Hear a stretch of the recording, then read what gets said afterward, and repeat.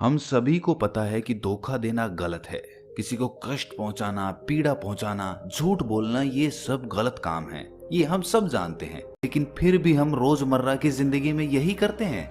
तो आपको ये सोचकर ताज्जुब नहीं होता कि मैं जानता तो हूँ कि ये सब गलत है, लेकिन फिर भी मैं अपने आप को ये करने से रोक नहीं पाता हूँ? है ना बड़े आश्चर्य की बात। जिन भी कामों को हम गलत समझते हैं, क्या उनको छोड़ पाना संभव है, या फिर हमें ये जानते हुए कि वो गलत चीज है उसके साथ ही जीना पड़ेगा? आज की इस बोध कहानी में हम यही चीज जानने वाले हैं। इससे पहले आप इस कहानी में खो जाएं, इस चैनल को सब्सक्राइब जरूर कर लें। तो चलिए कहानी शुरू करते हैं। ये बहुत समय पहले की बात है। एक नागार्जुन नाम का बहुत ही बड़ा फकीर हुआ। लोगों से भिक्षा और भीख मांगकर खाने का उसका काम था। अपने उसी जीवन में आनंद से रहता था। उसका एक मिट्टी का भिक्षा पात्र ही उसकी कुल संपत्ति था। इसके अलावा उसके पास कुछ भी नहीं था। एक बार वो एक गांव में भिक्षा मांगने के लिए गया, तो वहां पर एक सेठ ने उसे देखा और उससे कहा कि आपके हाथ में ये मिट्टी का भिक्षा पात्र अच्छा नहीं लगता, इसकी जगह मैं आपको सोने का भिक्षा पात्र भेंट करता हूँ। अब कोई साधारण साधु होता तो वो तो यही कहता कि हम सोना छुएंगे, हम और सोना, हमें अपवित्र थोड़ी होना है, साधु और सोने का क्या मेल। ये सब अज्ञानी के लक्षण होते हैं, लेकिन जो ज्ञानी होता है वो ये जानता है कि मिट्टी के भिक्षा पात्र में और सोने के भिक्षा पात्र में कुछ अंतर नहीं है। नागार्जुन ने भी यही कहा कि भाई हमें तो भीख मांग कर खाना है, अगर तुम्हें सोने का भिक्षा पात्र देने से सुख मिलता है तो चलो हम तो वही ले लेंगे। उस सेठ ने नागार्जुन को रत्नों से जड़ित एक भिक्षा पात्र भेंट कर दिया। भिक्षा पात्र लेने के बाद नागार्जुन ने उस सेठ से कहा कि मेरे मिट्टी के भिक्षा पात्र को अपने पास ही रखना, क्योंकि मुझे इसकी बहुत जल्द जरूरत पड़ेगी। इस पर सेठ ने पूछा कि मैंने तो आपको सोने का भिक्षा पात्र दे दिया, अब इस मिट्टी के भिक्षा पात्र की क्या जरूरत रह जाएगी? तब नागार्जुन कहते हैं कि ये सोने का भिक्षा पात्र ज्यादा दिन तक मेरे पास नहीं रह सकेगा, क्योंकि कोई ना कोई चोर तो इसे चोरी कर ही लेगा, और तब मुझे अपने इस मिट्टी के भिक्षा पात्र की जरूरत पड़ेगी। ये कहकर नागार्जुन उस गांव से भिक्षा मांगकर गांव से दूर अपने उसी खंडर की तरफ जाने लगा जहां पर वो ठहरा हुआ था। तभी उस गांव के एक बड़े चोर ने नागार्जुन के हाथ में वो सोने का भिक्षा पात्र देखा, और उसके मन में ख्याल आया कि इस नंग धड़ंग साधु के पास ये सोने का भिक्षा पात्र कहां से आया, और उसने उस साधु का पीछा करना शुरू कर दिया। नागार्जुन को भी उसके कदमों का आभास हो गया था कि कोई ना कोई चोर मेरा पीछा कर रहा है, लेकिन वो बिना कुछ बोले अपने उसी खंडर में पहुंच जाता है जहां पर वो ठहरा हुआ था। अब नागार्जुन अंदर खंडर में बैठा हुआ है और चोर बाहर उसका इंतजार कर रहा है कि ये कब सोए और कब मैं ये भिक्षा पात्र चुरा लूं। गर्मी की दोपहरी का वक्त था, सूरज अपने चरम पर चमक रहा था। नागार्जुन ने सोचा कि जब उस चोर को ये चुराना ही है तो मैं क्यों उसे अपने सोने तक का इंतजार कराऊं। वो बेचारा तब तक धूप में बैठा रहेगा, क्यों उसे धूप में बिठाने का मैं पाप लूं, और जब थोड़ी देर बाद चोरी होना ही है तो क्यों ना मैं इसे उसे खुद ही भेंट कर दूं, इससे दान का पुण्य भी मिल जाएगा। ये सोचकर नागार्जुन ने अपना वो सोने का भिक्षा पात्र बाहर फेंक दिया। ये देखकर वो चोर आश्चर्यचकित हो गया। आश्चर्यचकित तो वो पहले ही था कि इस साधु के पास ये सोने का भिक्षा पात्र कहां से आया, लेकिन ये देखकर वो और ज्यादा आश्चर्यचकित हो गया कि उसने वो सोने का भिक्षा पात्र बाहर फेंक दिया था। उस चोर ने सोचा कि जिसे पाने के लिए मैं इतना तड़प रहा हूं, उसके लिए वो चीज कोई मूल्य ही नहीं रखती। अगर मैं इसको पा भी लूंगा, इस भिक्षा पात्र को ले भी लूंगा, तो इसमें हासिल करने जैसा क्या रह जाएगा।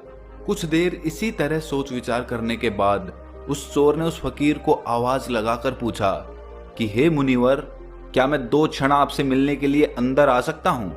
तब नागार्जुन कहते हैं कि मैंने इसीलिए वो भिक्षा पात्र बाहर फेंका है ताकि तुम अंदर आ सको, आ जाओ। अंदर आने के बाद वो चोर उस फकीर से पूछता है कि हे मुनिवर, मैं भी अपने जीवन में सत्य की प्राप्ति करना चाहता हूं। मैं भी चाहता हूं कि मैं भी आपकी तरह आनंद से परिपूर्ण हो जाऊं और उस परम सत्य की खोज कर लूं। लेकिन मैं कई साधु महात्माओं के पास गया, उन्होंने कहा कि पहले तुम्हें चोरी छोड़नी होगी, लेकिन मैं आपसे भी पूछता हूं, क्या मेरे जैसे आदमी के लिए सत्य को प्राप्त करने की कोई संभावना है? फकीर कहता है कि पहले तो सुन लो कि तुम किसी भी साधु संत से नहीं मिले। साधु संत को क्या मतलब कि तुम क्या करते हो? तुम चोरी करो या किसी की डकैती करो, चोरी का और साधु का क्या प्रयोजन। मैं तुम्हें नहीं कहूंगा चोरी छोड़ने के लिए, मैं तो कहता हूं कि तुम चोरी को पूरे ध्यान पूर्वक करो। अगर किसी का दरवाजा तोड़ने जा रहे हो तो उसे पूरी तरह से सजग होकर पूरे ध्यान में तोड़ो। अगर मूर्छा आ जाए तो चोरी मत करो, पूरे होश पूर्वक चोरी करो। अगर किसी की तिजोरी खोलते हो तो उसको पूरे होश पूर्वक, पूरे ध्यान में, पूरी सजगता के साथ, पूरी सावधानी के साथ चोरी करते वक्त तुम्हारा चित्त भी वहीं होना चाहिए जहां तुम चोरी कर रहे हो। अगर तुम तिजोरी खोल रहे हो तो तुम्हारा चित्त भी उस तिजोरी पर ही होना चाहिए, ना कि इधर उधर भागने के बारे में सोचना। ये सुनकर वो चोर कहता है कि इससे क्या होगा। फकीर कहता है कि करके देखो, कुछ हो तो मेरे पास आना और मुझे भी बताना। वो चोर हंसने लगता है और कहता है कि आप तो चोरी करने की कुशलता बता रहे हो, आप तो चोरी करने के नए नए तरीके बता रहे हो कि अच्छे से चोरी कैसे की जा सके। वो चोर कहता है कि ठीक है, और भी कुछ नहीं तो कम से कम चोरी का गुण तो बढ़ेगा। और ये कहकर वो वहां से चला जाता है। कुछ 8 दिनों के बाद वो वापस वहीं पर लौट कर आता है और फकीर से कहता है कि आपने मुझे धोखा दे दिया मुनिवर। जैसे ही मैं चोरी करने के लिए होशपूर्वक बढ़ने की कोशिश करता हूं तो मेरे कदम ही नहीं उठते। जैसे तैसे करके मैं कल एक सेठ के घर में डाका डालने के लिए घुस गया। तिजोरी भी खोल ली थी मैंने, लेकिन उस वक्त तक मैं मूर्छा में था। लेकिन जैसे ही मैंने तिजोरी खोली तो मुझे याद आ गया कि मुझे तो चोरी पूरे होशपूर्वक करनी है। और जैसे ही मैं होश से भरा, वो सारी संपत्ति मेरे सामने रखी थी, लेकिन मैं उसे उठा ही नहीं पाया। घर के सारे लोग सो रहे थे, लेकिन मैं जाग गया था। तब मैंने जाना कि दूसरों के सोने से चोरी नहीं हो रही थी, मेरे सोने से हो रही थी। वो चोर तो अपनी सीख ले गया, लेकिन हमें क्या सीख मिलती है, हमें क्या शिक्षा मिलती है। दोस्तों, कुछ और इस जीवन में करने जैसा नहीं है। बस अपने कर्म में ध्यान को संयुक्त कर लो।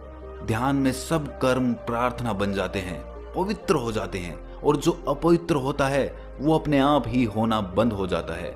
इससे कोई प्रयोजन नहीं है कि आप क्या काम करते हो। आप दर्जी का काम करते हो, कपड़े सीने का काम करते हो, कसाई का काम करते हो, उससे कोई प्रयोजन नहीं है।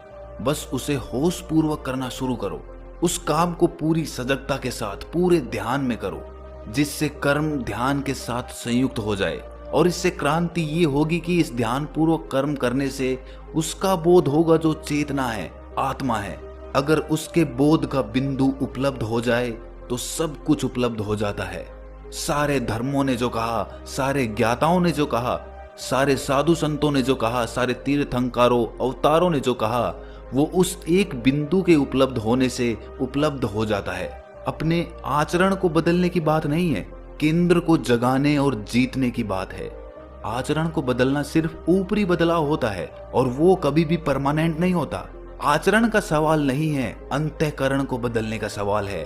भीतर से बदलाव जरूरी है, और भीतर से बदलाव तभी होगा जब आप काम को होश पूर्वक करना शुरू करेंगे। और जब आपको उसका बोध होगा जो चेतना है, जिसे हम आत्मा कहते हैं, तब आपको पता चलेगा कि जो चैतन्य है उसकी कोई मृत्यु नहीं है, वही शाश्वत है।